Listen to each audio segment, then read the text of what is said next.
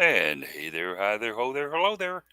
Welcome back to another exciting edition of the Cardinal Couple Radio Hour podcast, where we discuss the joy and excitement of UofL women's athletics as we are now fully entrenched into the spring season, as they call it, for Cardinal athletics. And the women are doing some pretty good things and also some other things going on. Jeff actually went out and watched volleyball this time of year, but if you know Jeff, that's really not that big of a surprise. Yeah, You could be par for the course. Yes. Yeah, I mean, just like volleyball within a 5 hour drive, sure, I'm in. Uh, he can report on us a little bit. Softball currently up in Pittsburgh. Yes, up there in the city where there's a lot of bridges that haven't fallen down.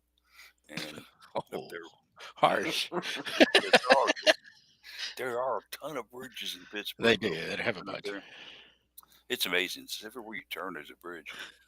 Uh, but anyway, yeah. Who was driving that thing anyway? Uh, Oh, with a doubleheader for the Cards. They planned ahead and decided to skip Saturday, so their weather forecasters must really be on the ball up there. Is all I can say, because they predicted 48 hours in advance. Now Saturday's going to be horrible. We've done that in the past, and sometimes the weather hasn't developed here that we thought might.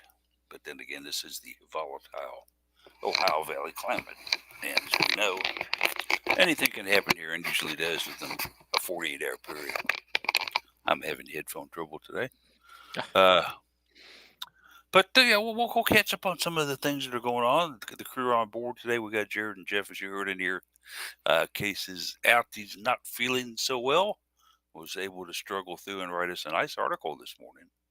But then kind of has returned to the sick bed and is going to try to sweat out whatever's going on with him.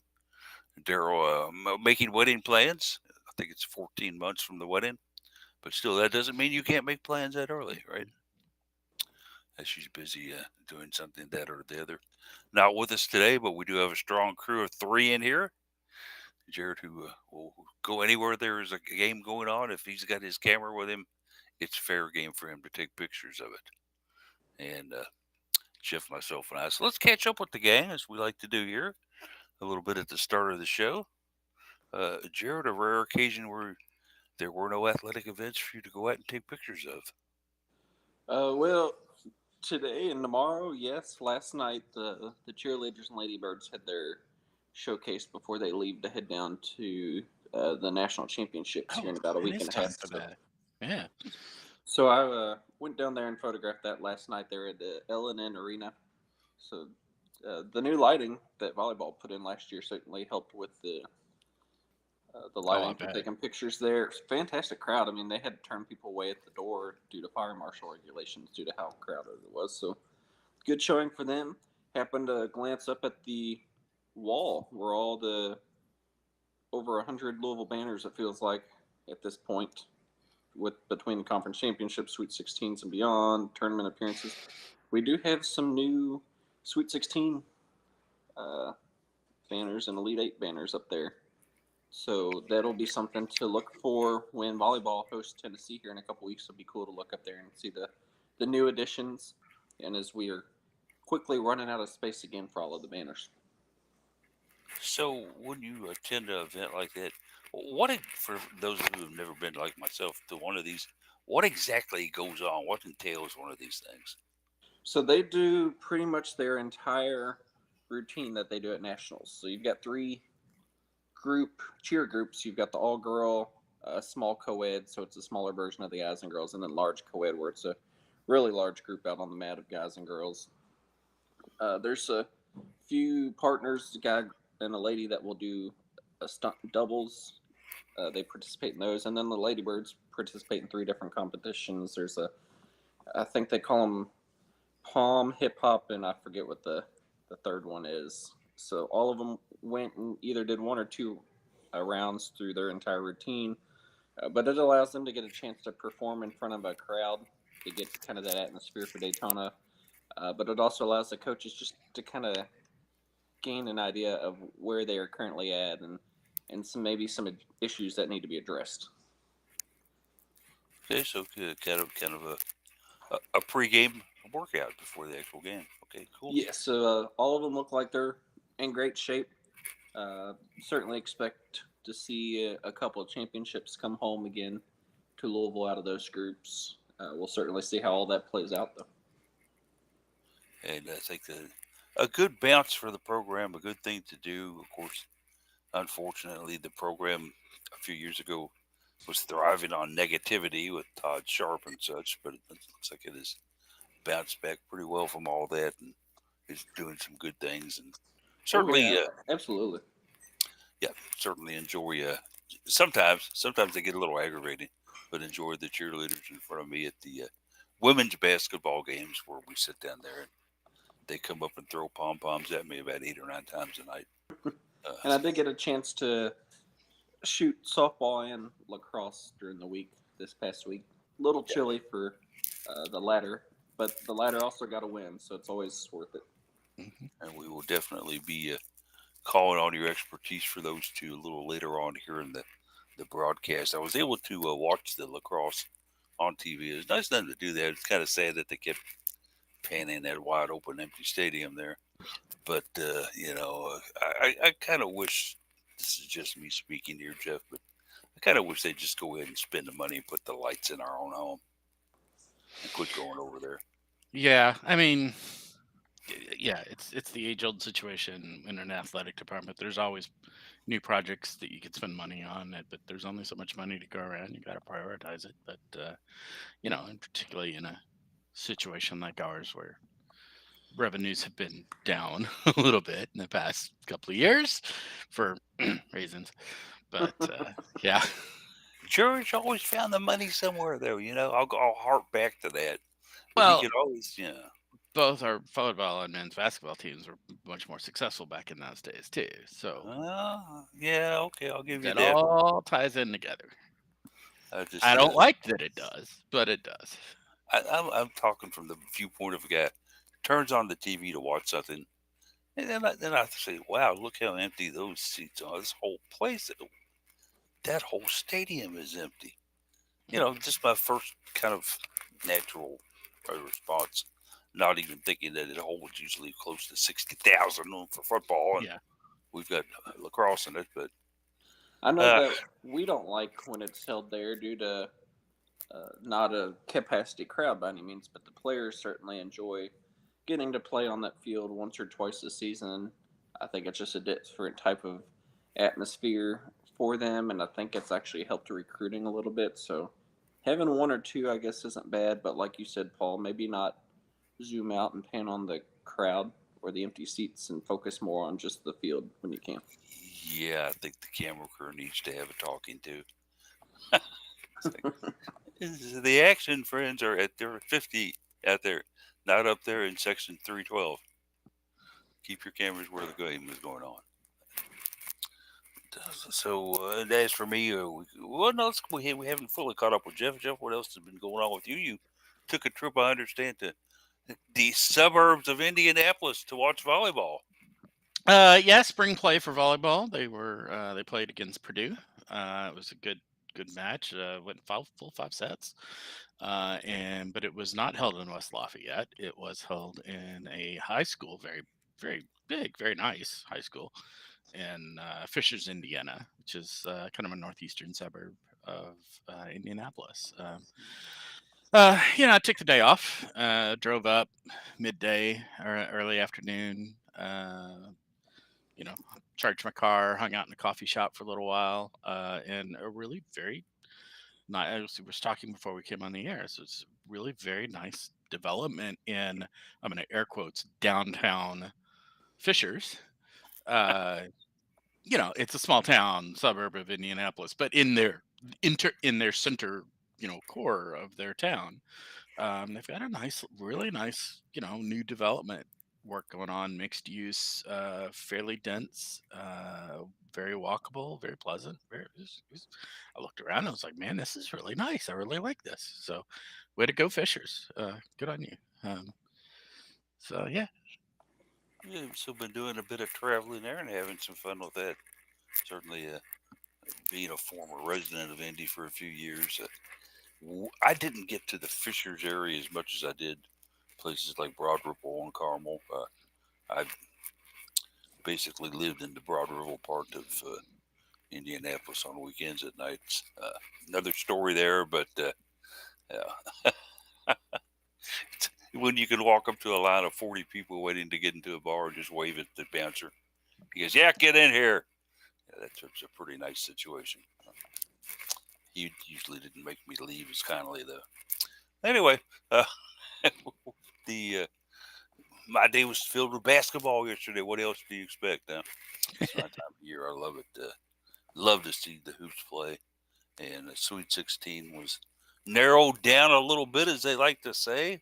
With the three really good games and one kind of, yeah, all right, well, yeah, they played two, okay, game. And I'm not going to go into a whole lot on it. Just basically, Gonzaga, just, if you're not going to show up and make the effort, then why even play? I'm calling them out a little bit. Maybe I shouldn't, but just was my response on it. You've gone all this far. I mean, you're right there. You got a chance, and I don't think Texas is a powerhouse. Okay. I really don't. But what are you going to do? You just kind of watch the games as they transpire, and how they developed. And I will say that I really enjoyed watching North Carolina State knock off Stanford. That makes me so happy. And just Yeah, I love kept what. hearing about that while I was up watching volleyball, and it was like, oh, Yeah, really? It was kind of interesting to kind of. Wasn't getting to watch it, but did kind of see updates and various social media and stuff. So.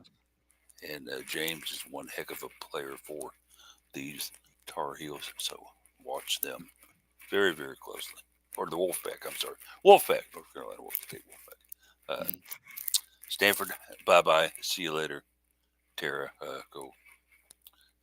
go find a hairstylist. That's all I'm going to say about that. The other two games, you know, I kind of hated to see Notre Dame back out of it, but in a way I didn't, because it'll shut up Muffet McGraw finally.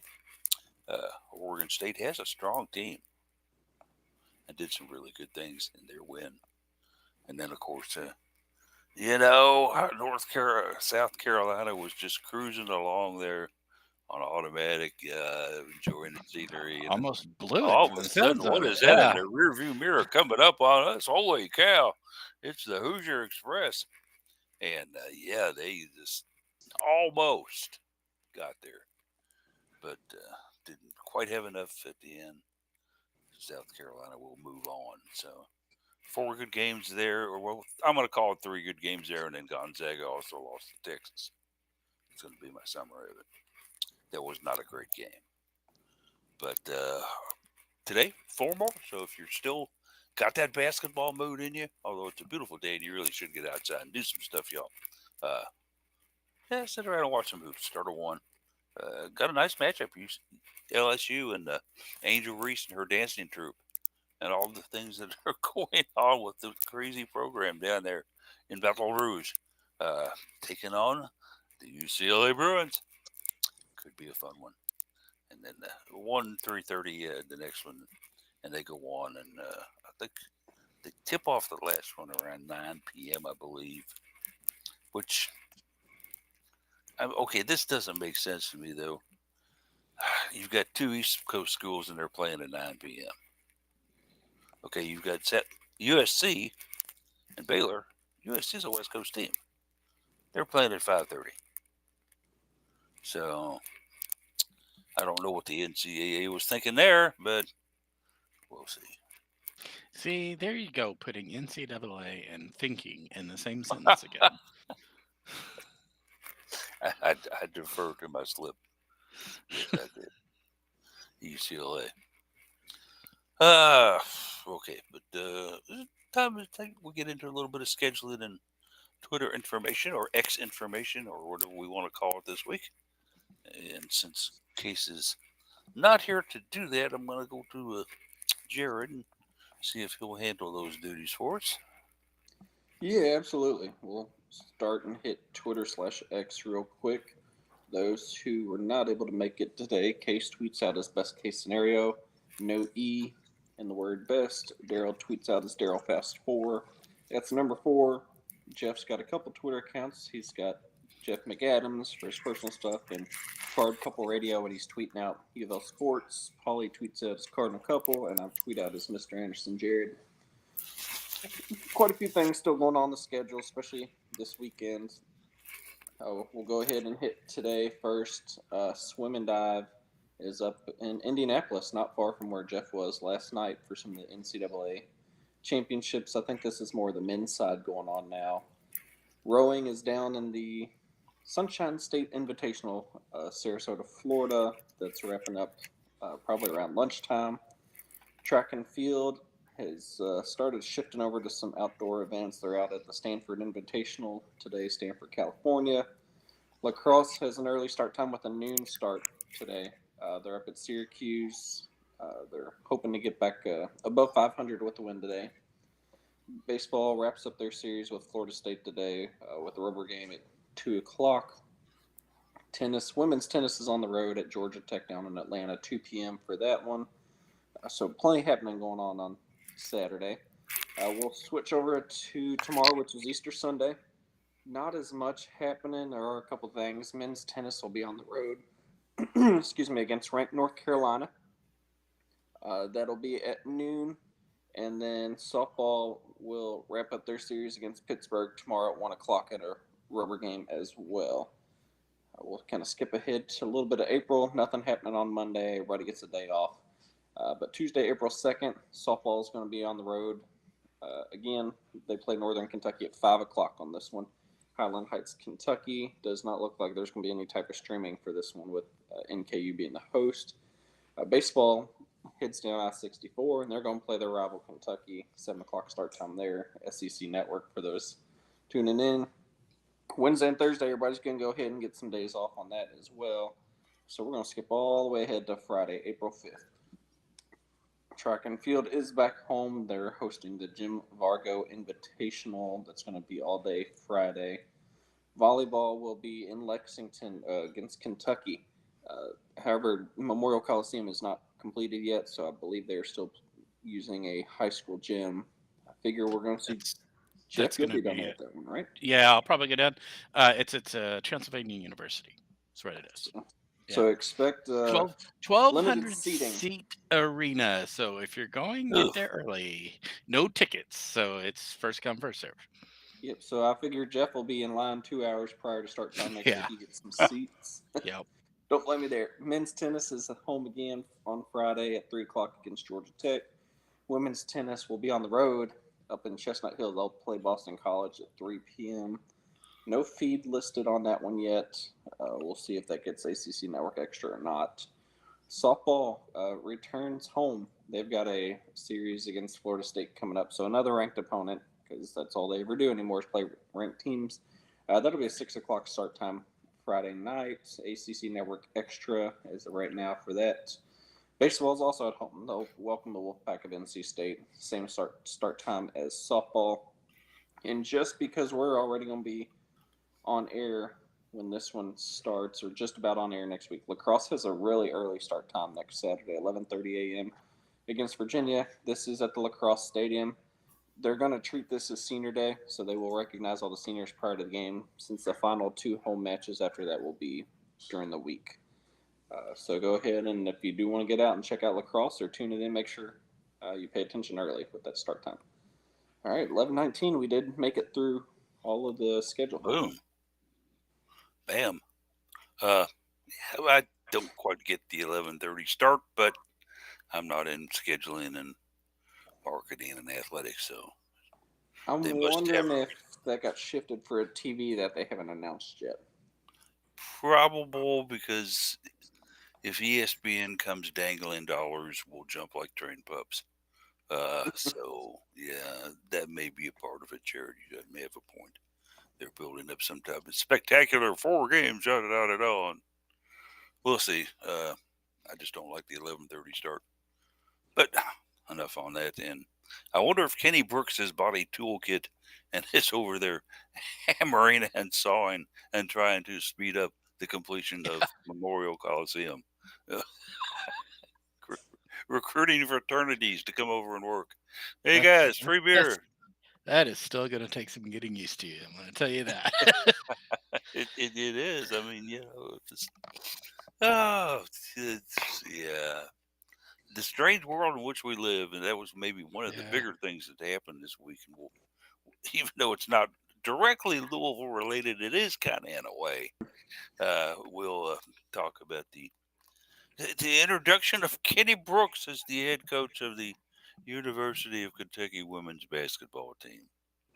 A move which, well, it sure caught me with my pants down. I'll tell you that. I don't know about the rest of you, Yeah, but I think it caught did everybody not off see guard. that Yeah. one coming. Yeah, did not see that one coming. Supposedly, though, I mean, going to the SEC from the ACC, is it an upward trajectory move, guys? I can't think that it is. I mean, I think both conferences are pretty well equally matched out in I think hoops. it's money. Yeah, I think Yeah, I think definitely think it's the dollar. Yeah, yeah, I don't know that the conference is much better of a conference or any better of a conference, but the specific position I think may be a step up for him, and again, particularly talking about compensation there. So, hey, wish him well, go for it. It'll be interesting to play him in Lexington. absolutely. And if they're going to make Memorial their home, I would imagine they still might want to swing over and play a couple in Rupp each year. But with all the work going on in Memorial, are they trying to build, a little 7, 8? I don't know how many it'll hold after they're done. Has anybody seen anything on that? I No, don't think from a seating standpoint it's going to change much. I think it's just newer technology, better system. I Well, know they definitely needed that. Yeah. like some of those air hallways in the conditioning. back weren't great. Air conditioning is one of the big things they're supposed to be Yeah, adding in. Lighting will be better. yeah, They decide to, I guess, make that their home, as we have kind of done at the KFCM Center for women's basketball, and admittedly, their media area in Memorial is not great, is not top notch. Although they always usually serve us pretty good food whenever we go in there, and I'll give them credit for that. They know how to put down the spread. It's kind of like you're walking through the. It reminds me of walking through the back rooms of Bellarmine and stuff going out to the court. It's kind of like, okay, oh, hey, there's a nice gym out there. How do we get to it? Turn left, turn right, turn left, go straight. Okay. Uh, does he want to play his games there? Does he want to build that as kind of a $7,000 loud, intimidating pro blue kind of atmosphere for SEC opponents, or does he want to get this thing a little bit bigger and go over to Rupp and get the bigger crowds in? It's an interesting decision for him, for marketing, for everything else up there, guys. What do you think Brooks is going to do here? yeah. It is a good question. Absolutely. It's that balance. I suspect they probably enjoy being at a refreshed Memorial Coliseum for quite a while. To contrast this with the situation with Louisville volleyball, where we really don't have an arena that is in that 6 to 8,000 seat range, and that really is causing a problem for volleyball. They've got that. The Memorial Coliseum is that. It's a nice size. It's a good size for um, women's basketball, but really any basketball, and at a lot of schools would be quite comfortable in that size of an arena. Um, and if their program continues to grow and advance under Kenny Brooks, as I think all of us believe it will, then yeah, maybe they move some over to start moving some over to Rep Arena, and then maybe over time it becomes the main place as well as they grow. We can only hope for them to have that much success, right? Absolutely. Yeah. And Jared, I was going to say that to you. Mitch Barnard hit a home run here with the bases Yeah. loaded, way over the left field wall, and getting Kenny Brooks into that basketball program. Yeah, they have shown that they're truly interested in kind of reviving their women's basketball program to a program that used to make the tournament regularly, and they'd make Sweet 16s and Elite Eights and be in the running for SEC championships back in the day. And they've really dipped down the last few seasons. So I know some folks have said UK women's basketball has never been relevant, which is completely incorrect. They may have not been relevant over the last few years, minus that one SEC title, but no, they've been a strong program historically. And I think Mitch Barnhart's realizing, well, we need at least one of our basketball programs to do Hmm. something because the men's side is going through a lot of trouble. We I need to just take got a message from my mother, who's one of our faithful listeners. Thank you. She points out that Memorial Coliseum is on campus and Rep Arena is not. That's another nice benefit to it. Helps draw the students. I think Memorial holds roughly 8,500, if I remember correctly. Boy, that's Maybe. what that's what a shoehorn and a jackhammer. Yeah. And then Yeah. uh, Woof. the It depends castle. upon which renovation you're talking about over the years. I know it's fluctuated quite a bit. The castle over there in Blacksburg holds about 9,000. So it's not a big difference in terms of capacity for Kenny Brooks. I'm just hoping he doesn't bring Georgia Amore with him. Love her. She's a Yeah. great player. I just Yeah. don't like playing Yeah. against her. Talk Kitley into another year. Well, you were out. We could play you for 5 games, and maybe the NCAA will grant another. Oh, good. Can you imagine those two? I mean, it'd be bad enough with Amore. Holy cow. Woof. What a guard she is. But let's hope Kenny Brooks isn't listening and making notes. Amore, that's right. I know her. Cool. Sheesh. One other thing about this, and then we'll move on to Louisville sports a little bit, is the actual loss of one of the better coaches in the ACC to the SEC.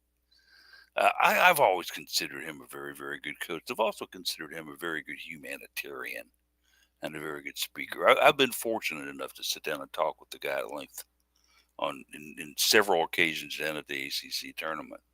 And his vision and his look, not only so much for his program at the time, but for women's basketball as a whole, was unbelievable. He wanted to see that thing grow and get just as big as men's basketball and as football. Maybe that's a little pie in the sky thinking there, but he really firmly believed that with the proper marketing tools and techniques, investment by the NCAA, quote unquote, on that, the program could grow and evolve into be one of the top 3 sports in college athletics.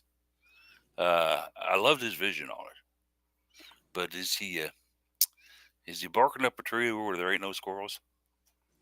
I don't think so. I mean, I don't he think so built either. Virginia Tech up to there, and Yeah, how it became one of the hardest places to play in the country, in my opinion. He's done a indeed. phenomenal job building it up. Great following there.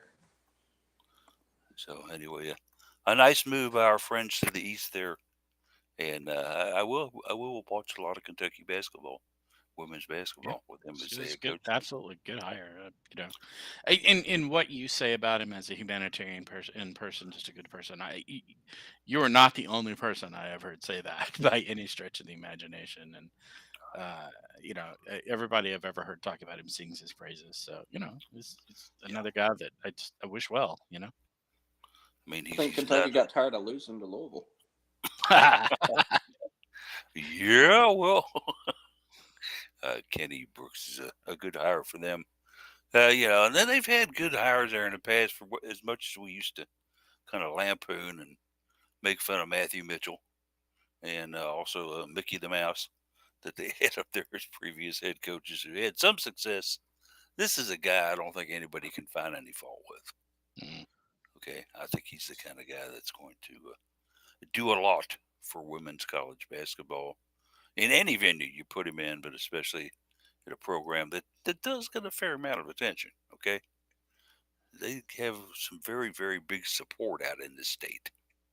even here in Louisville. So good call, good call. But let's get back over to the Cardinal side of things, shall we? Mhm. Talk a little softball. It started out maybe a little bit as the Cards have gone up to Pitt to play softball up there in a series where they decided to start it out with a doubleheader of all things on Friday. And, they playing a Pitt team that's in a rebuilding kind of mode. They're not the best in the league. In fact, they're probably near the bottom of the league. The Panthers are struggling. Let's face it, they are. But the Cards came out, had a good first game, taking it 3-2, and then in the second game, all of a sudden, the wheels, the pitching, whatever, basically fell off and ended up in the ditch, losing 9-4. So, contrast to two different games there, Jared. Yeah, they're 1-2 in the last 3 games because they had that midweek loss to Indiana too, with the rain delay. And the 2 losses over this past week, both to Indiana and to Pittsburgh, really fall on the fault of the errors defensively. You've got fielding errors left and right, throwing errors. I mean, multiple times we've seen a bunt where we overthrow first base, balls out and way out in the outfield, and the batter either ends up on third or makes it around the bases for what I would not call an inside the park home run, but you could score it that way if you choose to do so.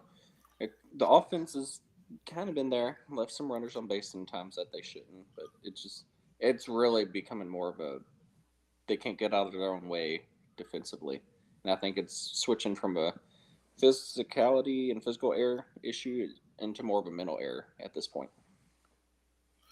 Take a look at the games that were played. The Cards were able to get a very good pitching out of Alyssa Zavala, and as we've mentioned here many times before, she is kind of the ace of the staff. But it was kind of interesting. They decided to say, okay, you did so good in the first game. How about the second game, too? Jeff, that didn't turn out as well for him, did it?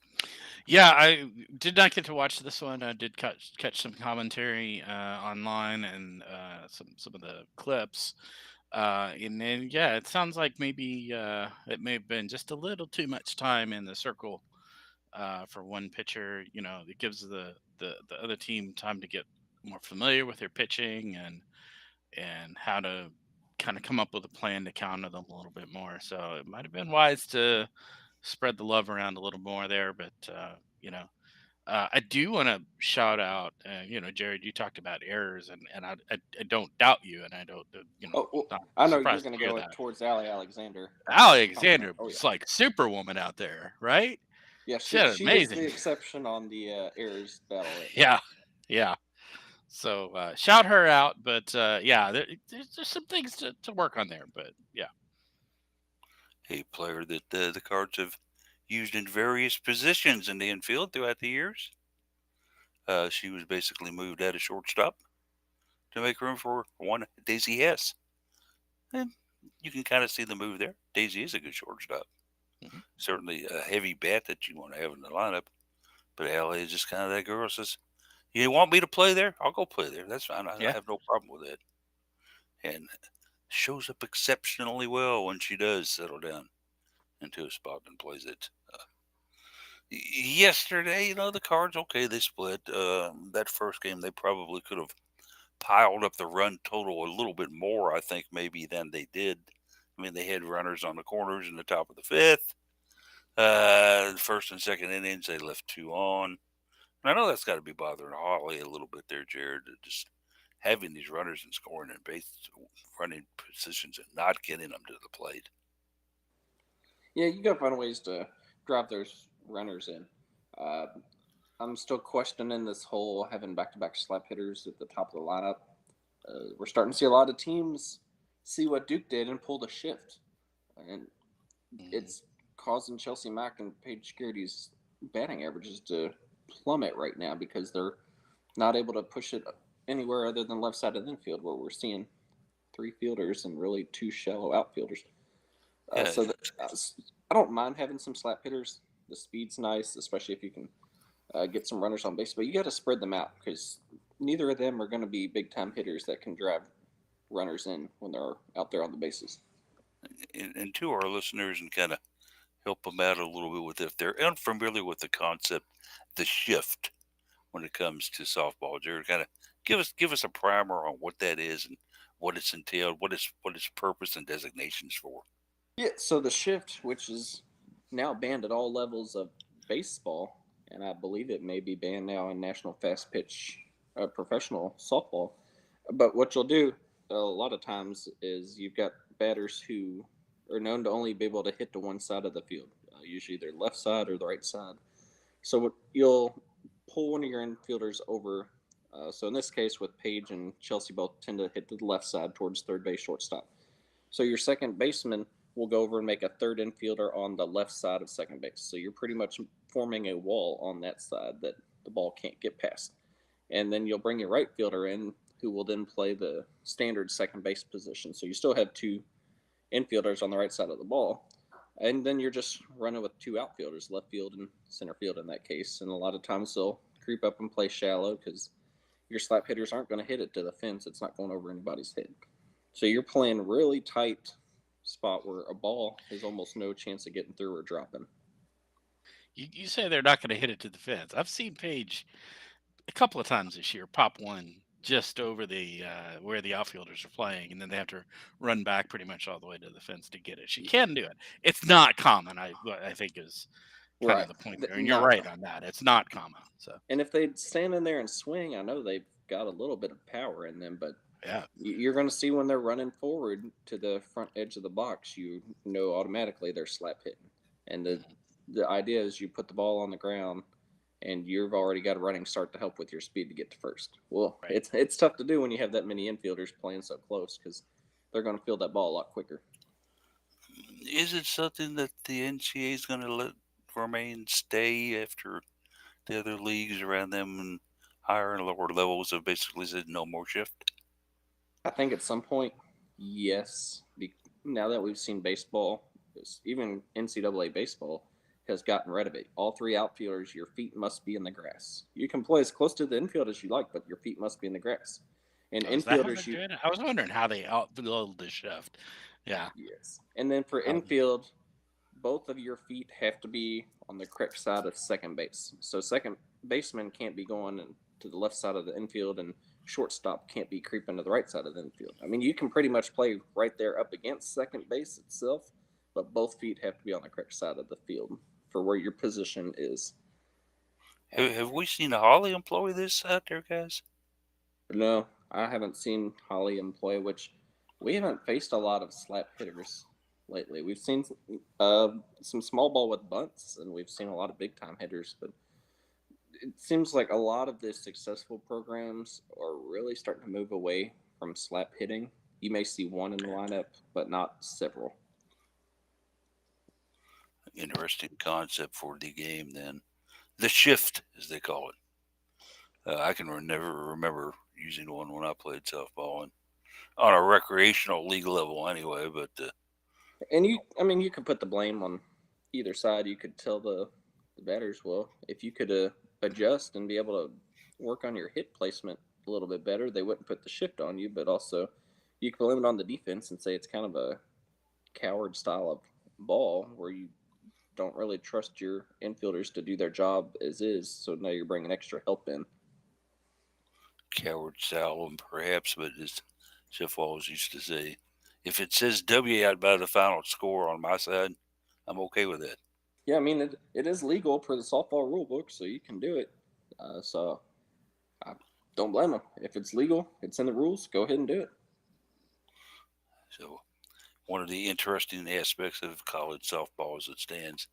Looking at this Cardinal team, okay, we kind of looked at this series as one that the Cards really needed to maybe do well in to maintain the battle for not only ACC, I guess, success, but maybe something that NCAA tournament might be looking at down the road. Where are we at right now in the scheme of things here, guys? We're looking at a Louisville softball team that's well over 500, and we certainly love that when we see that. But as far as standings in the league go, obviously you've got some very good teams out there, and obviously Duke, Virginia Tech, the Florida State's always had a really good team. Where are we in conference right now, and Clemson. what are our chances? Let me pull that Okay, up. Losing to Pitt, I mean, that's really bad for ACC play, but Pitt's also one of the worst teams in the country right now. So that loss yesterday was straight awful. That's not a loss you can afford, because when you get to the selection show and the committee making decisions, well, they're going to look at that loss, and that's going to keep you out of the tournament by itself if you're a bubble team. so if I'm seeing this right, I think we're 11th out of 14 teams at that 3-6. Let's see. Yes. We've got Syracuse below, actually tied with us with 3 wins, and North Carolina State has 1 win. Pitt, we gave their first win yesterday. But boy, there's a bunch ahead of us, and the 22 and 14 doesn't look bad, but that No. conference mark, ooh, and we need a little bit of brushing and flossing there, guys. Not so much. Is it a situation where maybe we've just got a very, very tough top 6, 7 in this league that can't be cranked? I mean, you can't crack into that upper echelon. Is that the way it is? I mean, I can remember hearing Florida State softball over the years being very, very strong. The same about obviously the softball at Duke, at Virginia Tech, Clemson, not so much. But look at them, 7-4, 23 Well, and 10, and Clemson they is didn't. just such a young program. They've only been Yeah, around a they've only handful been of around what, years, 2 years? Yeah. but they jumped out just immediately. And I don't know if it's just uh,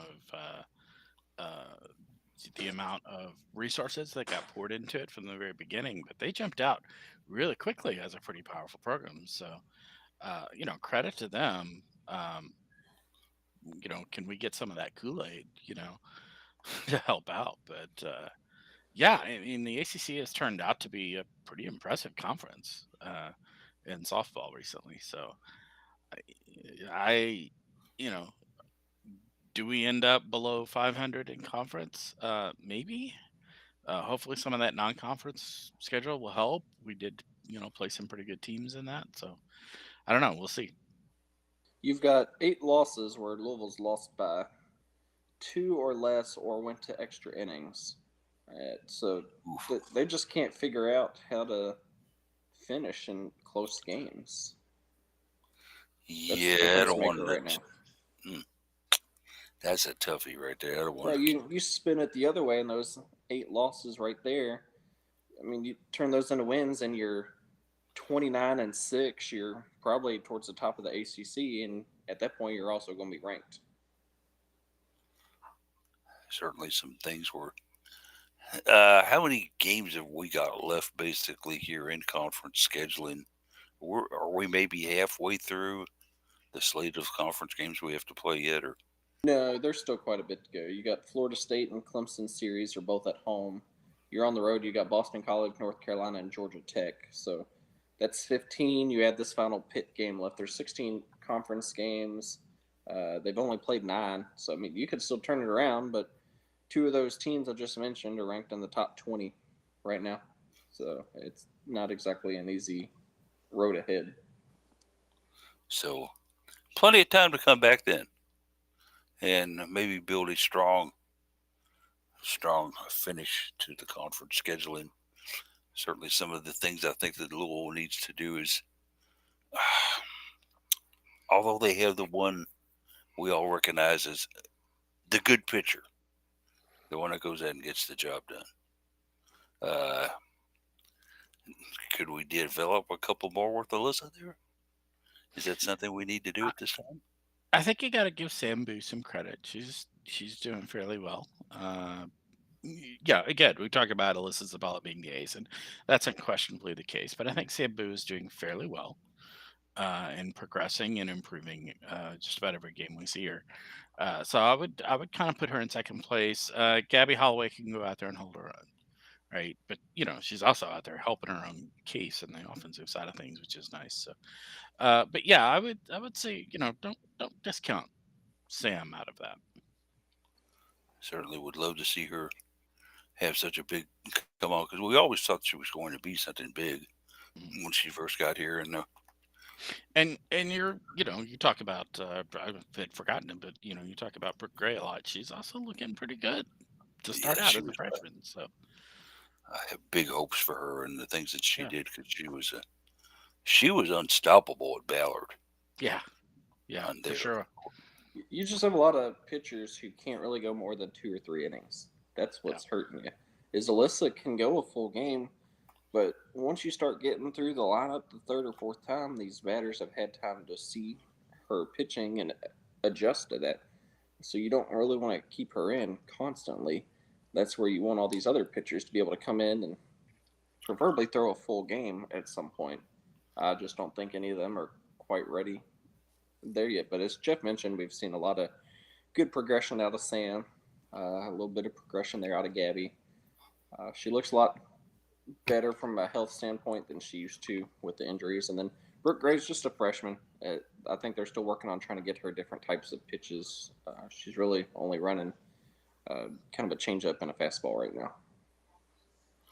so certainly some things that could develop well for Louisville softball.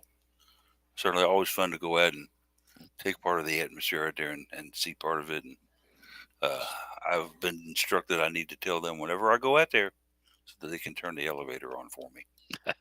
Isn't that nice? Yeah. That kind of consideration. Well, there's some big games coming up soon with the Florida State series, and right after that, the UK game. Yeah, certainly some events that I'm going to hope that the endeavor that I can get out to. Uh, I'm running into some gray area right now with cardiac rehab and getting approval to continue it, which has got me rather upset, but I'm not going to get into that.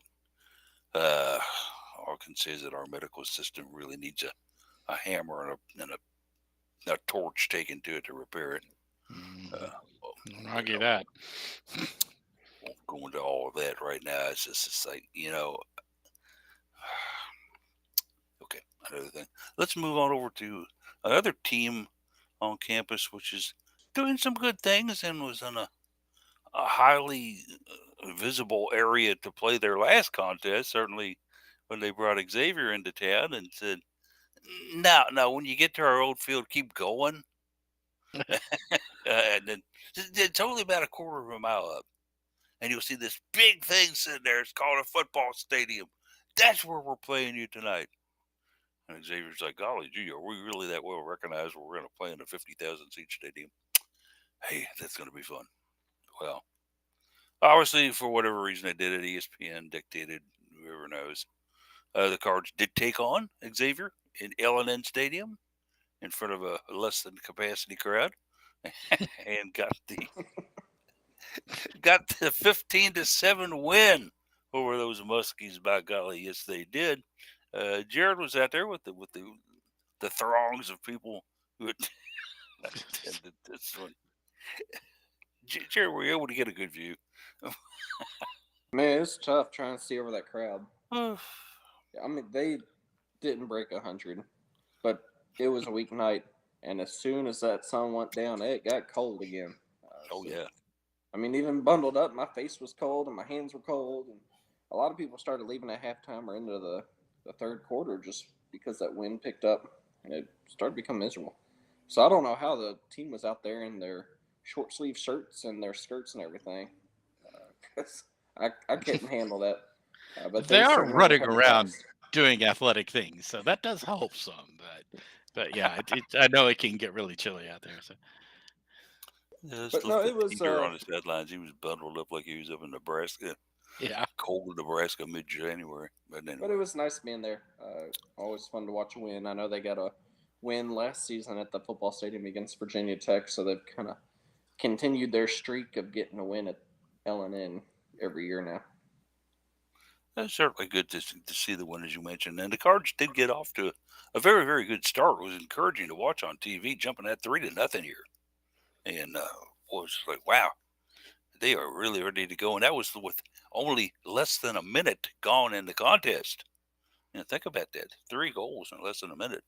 Just started out Kylie Dobson, Kokoro Nakazawa out there having big efforts early. They had 2 goals each in the first quarter alone, where the Cards managed a 6-1 lead. And well, at that time, and point in time, Jared, it just looked like, do they have a run rule in this thing? I mean, come on, what are we going to do here? You do have a running clock. So Yeah. if one team has a 10-goal lead at any point in the match, the clock will start running even after goals scored or out of bounds plays. It will stop for TV timeouts or if a team calls a timeout. So, which we did have that running clock going for a while in the third quarter, which at that point, Coach Teeter decided it's time to put some of the bench players in, the reserves in, let them get some experience. I need to rest my starters for a while too. So we did see Xavier score, I think, the final 3 goals of the match. No concern there because Xavier was still running their starters while we were running a second string per se. So I wasn't concerned by any means. Because, Jeff, this thing was, we ran it up to 12-3 at halftime. So you kind of had to wonder, yeah, Teeter keeps the starters out there to start the second half. We're going to get to an over 10-point lead against the opponent, hence the running clock. But not a bad effort for the Cardinals on a national television kind of venue for them. It's certainly encouraging, and got to see both goalies. And did you hear, if you listened or watched this or anything, that the ESPN or the ACC announcers actually revealed Jay Pleck's first name? Yeah, I did. I'm not real thrilled about that they did that, but they also didn't, you know, use the pronouns that she prefers, or that they prefer to use. There, I go screw it up. That they prefer to use. So I wasn't super thrilled about it, but yeah, they did. Got to kind of wonder about that too, and I kind of wonder if she was able to approach them after the game. They may not have been aware of it. I'm pretty sure she probably found out afterward, though. Yeah. Knowing that. But a very good goalkeeper for the Cards. Did a good job in there, as the team itself got a very, very nice, and I think needed win, maybe uh, desired win. Certainly, it wasn't a conference win, but I think it was a situation where the Cards were justified in going over there to play because they did get the W.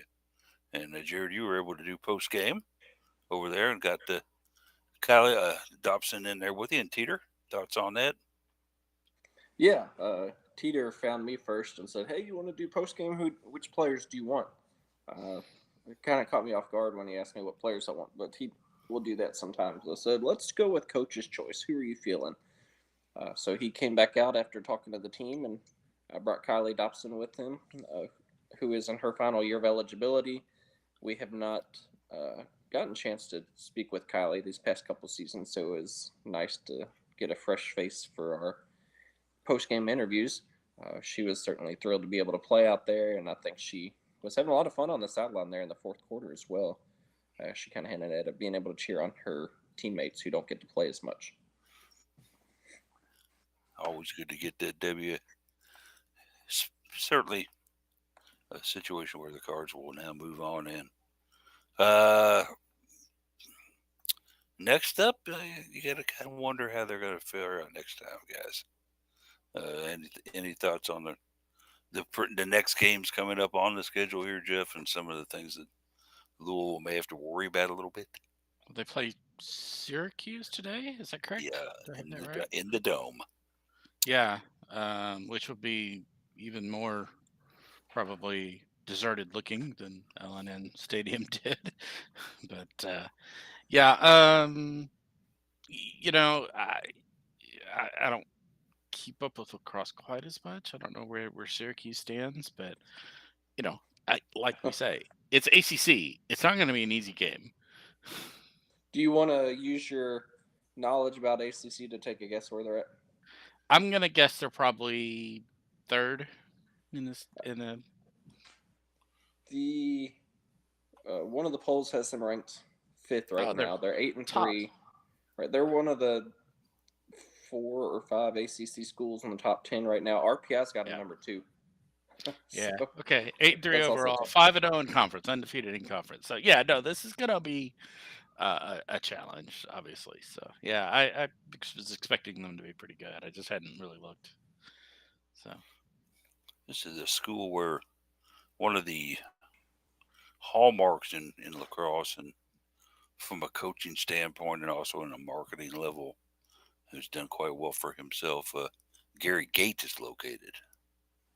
You'll see his brand of equipment and other things that he does, in addition to also being the head coach up there, predominantly advertised on sidelines and things of that nature. So certainly always a fun trip. As far as okay, yeah, they're gonna go play this in the dome, and they certainly won't get 50,000 in there for that. Well, they now, but a good venue for them, I think, for them to have as far as things go. But well, they are top.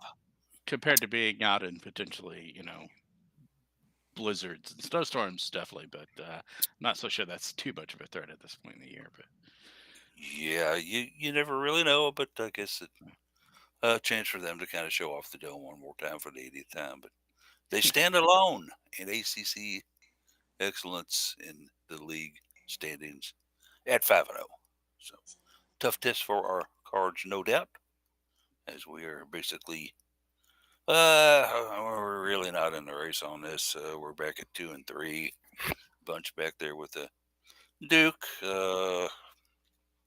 Clemson, and Pitt, both relatively newcomers to the concept of lacrosse on campus, are back behind us at 1-4 and 0-5. Uh, some tough work ahead here. They Yeah, got well, hey, we exceeded last year's win total, 5-12 last year, and the year prior, Louisville went 7-11. So I think they've got a great shot at exceeding either of those marks. I don't know how far they're truly going to get in the long run. Uh, with wins, it's certainly not an easy schedule. Notre Dame, Duke, Virginia, Syracuse, and Ohio State are the ones that are left. I think they're all ranked top 25 or top 30 right now. So it's going to be a battle. But don't forget that we took Boston College down to the wire.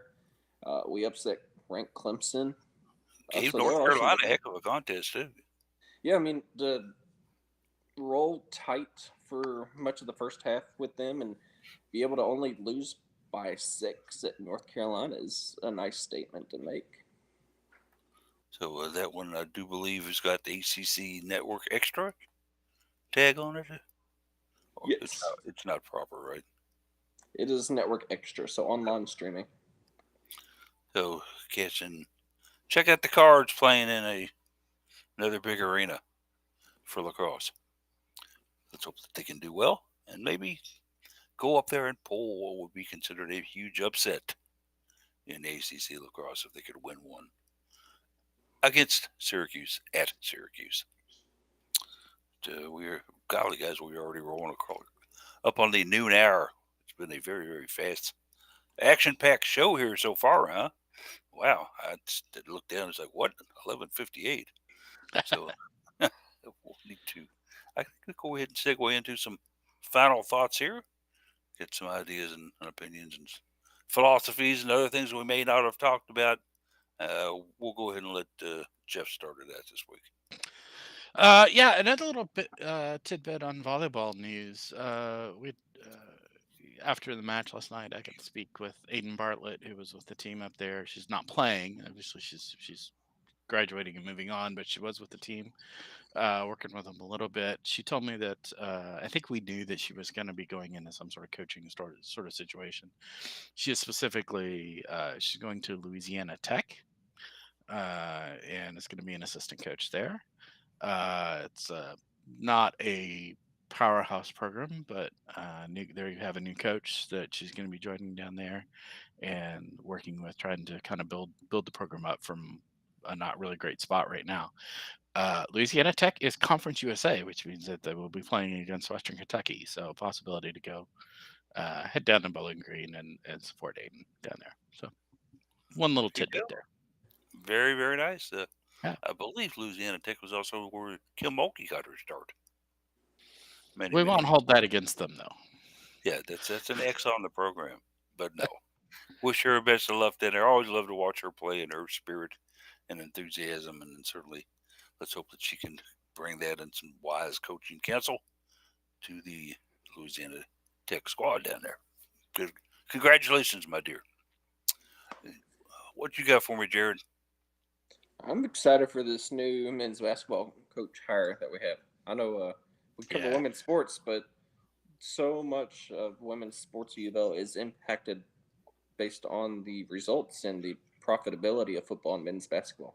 So pumping some life into the men's basketball program, and hopefully maybe getting ticket sales and attendance to go up down there. Higher profit will then result in more money and more funding for the women's sports and programs that we have. Yep. Because I mean, whether it's facilities or paychecks for coaches or just NIL money, I mean, the more financial balance and stability we have for the women's sports, the better. And Am, he seems like a nice guy. I loved his press yeah. conference. He did. Am I alone in thinking that he reminds me a whole lot of Sam Purcell? Just the level of energy. Yeah, that He energy does have has. that energy. There's no doubt Yeah. about it. Yeah. That's What's Purcell what? on the men's side of things. Yeah. What's the quote there? People are talking about it that he makes coffee nervous, which is just a lovely statement. The way And just he's got a good marketing. sense of humor. I mean, he talked Yeah. about the one where he's got the dream he goes to heaven. I thought that joke was Mm. hilarious. And then he talked about being his wife's third choice in reference to the Yeah, rumors. that Him not worked out being fairly well. Louisville's top choice either. I mean, I'm sitting here laughing at work when I heard him say that. So good sense of humor, and I think he and Yeah. Walls are going to get along very, very well. Yeah, bromance budding there for sure. Yes, indeed. So certainly, let's hope some good things can happen for this beleaguered UofL men's basketball program. That it could stand a little sunshine. It could stand some fun. It could stand some a little excitement. Let's just hope that he can go out and get some kids that can come in and appreciate where they are, appreciate the venue that they've got to perform in, that have some basketball talent. Guys that can hit the three, guys that can go to the boards strong. And this is kind of segueing into my final thoughts here. When I was a young guy growing up and everything, Louisville